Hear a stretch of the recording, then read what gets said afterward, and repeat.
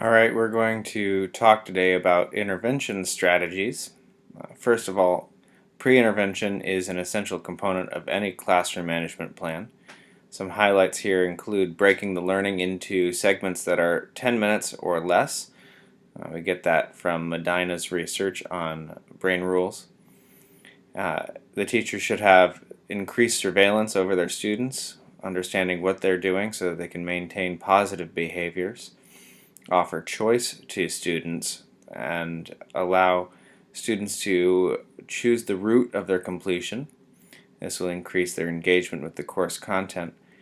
And teachers should recognize that misbehavior may be a sign of a learning challenge. The teacher should offer to help students with their learning difficulties.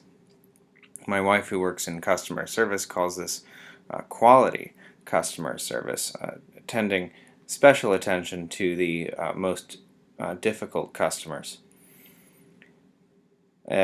Teachers should also preview the rules and expectations of the class and rehearse the procedures, and then of course set up the classroom for success so that the seating facilitates learning and observing every student in their learning.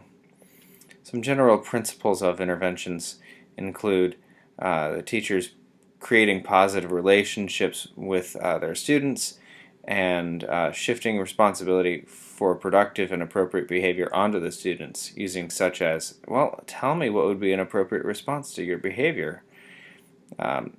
As a master of any subject content, teachers should be prepared to shift the focus of the class using a statement such as, this doesn't seem to be working for us today.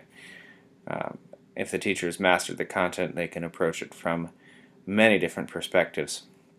Regarding interventions specifically, there are two categories, verbal and nonverbal. Here with verbal responses, teachers should use student names, give clear directions, use enforceable statements, offer choices that are acceptable, and focus on the positive behavior, and then ask clarifying questions that lead a student to consider the behavior as it relates to their learning and the learning of other students. Nonverbal interventions include the teacher understanding what's happening in the room at all times. The teacher should be able to walk to all areas of the room and make eye contact with the students, engaging them in the lesson. The teacher can use highly developed facial expressions to indicate acceptable behavior or unacceptable behavior. And the teacher can establish classroom gestures or attention signals for commonly understood messages, such as a wave of goodbye to send a student out of the room, or to indicate a direction of travel to a location of the room. And regarding student behavior, the classroom should be configured for two purposes. One, so that the teacher can move around the room, and so that students can be moved as a potential behavior intervention. Thank you for listening to this summary.